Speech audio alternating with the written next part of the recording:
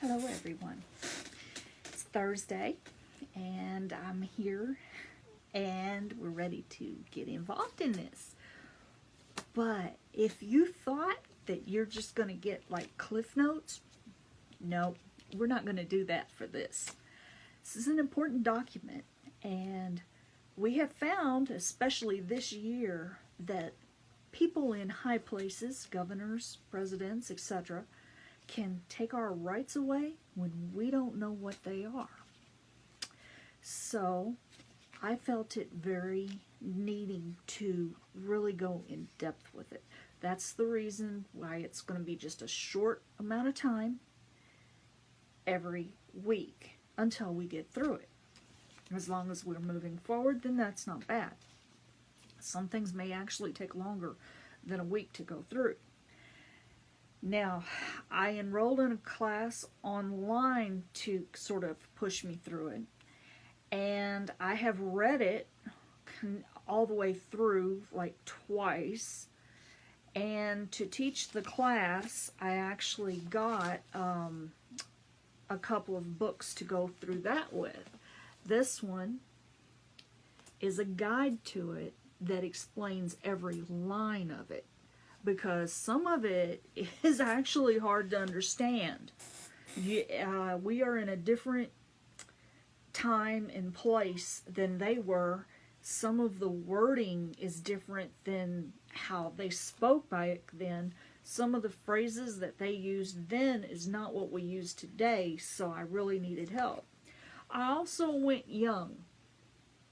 Some of these books, even though they're for kids, have a wealth of knowledge in them. So I have both of those. This one as well. I know it may be backwards, but I have both of those. And then on top of that, I also have the pocket guide that we got for every member who is in our actual group that trains with us. It's not hard to get one of these. You can get it. I'll post the link later. It'd be easier to do it that way. Okay. Now, this would be the first question that I would ask. Is the preamble and the Declaration of Independence the same thing, or is it different? Think about that question. I actually didn't know the answer, but it is pretty interesting. Okay. The preamble is the first part of the Constitution, and the preamble is part of the Declaration. It is the first 52 words of it. Let's see.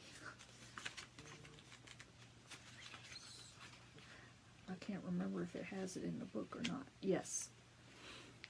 We, the people of the United States, in order to form a more perfect union, establish justice, ensure domestic tranquility, provide for the common defense, promote the general welfare, and secure the blessings of liberty to ourselves and our posterity, do ordain and establish this Constitution for the United States of America.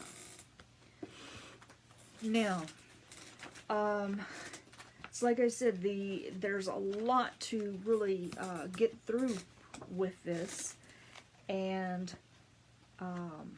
some really good questions.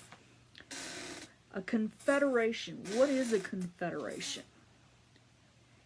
It's an alliance, especially of states and nations. What's a constitution? What actually is a constitution? That is a word that actually some groups still use today. It's a document stating the system of basic laws and principles of a government, society, or etc. What is a convention? It is an assembly of people. compromise. It's a settlement in which both sides give up something in order to reach an agreement. What is a delegate? It's a person authorized to act for others, or a representative. Now, what happened before we had the Constitution? The actual first form of government was the Articles of Confederation, and they began in March 1781. 9 states had to agree. See, Congress could declare war, make peace, make treaties, coin and borrow money, create post offices, admit new states, and create an army and a navy. Congress could not tax, control, or interfere with trade between individual states. They didn't want to create a new king because they had problems with the King of England, and they didn't like the way that he did business, and they didn't want a monarchy, somebody that you get in there and it's their entire bloodline and it goes down the line or you have to fight for it.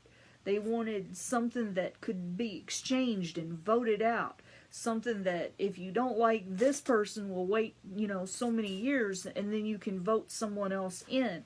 That way you don't have that I don't know how to say it, that tight rein, that grip that they had.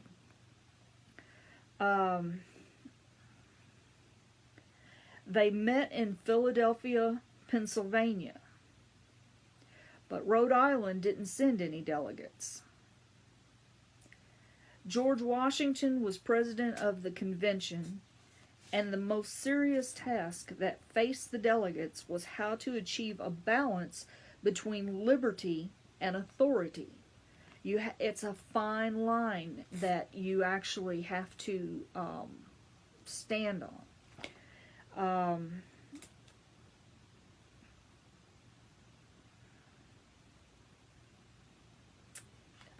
It is the longest living constitution. All the others fell apart or was taken away after the Constitution of the United States was made. Also, there was a lot of laws that was getting confused between state to state. The reason that they created a constitution, we are citizens and we need our freedom to live and work. We'll find out how things worked and why they work.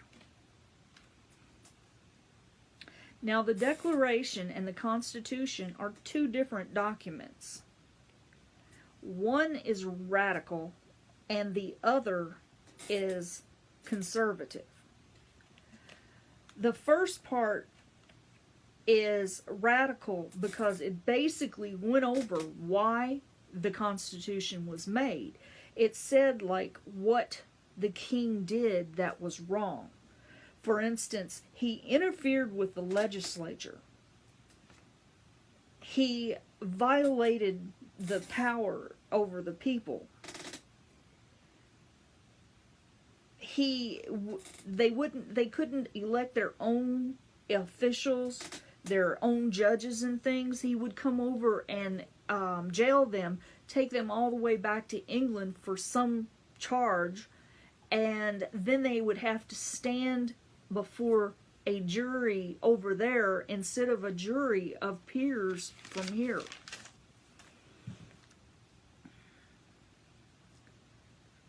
But we're already at the time, like I said, I only want to go over a little bit at a time. That's what I thought I would bring to you today, let you get through that. Right now, like I said, if you wanted to go ahead and read, I would read maybe the first part of the Declaration. Let's see.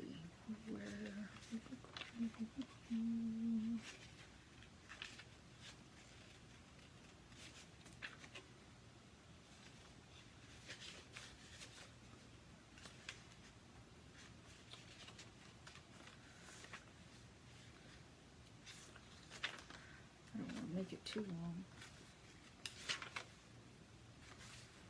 That's actually long. See, some of these articles are pages and pages long. I would say maybe go to section 5 of Article 1 if you want to read ahead. But that's all that I have for you today, and I will see you next week.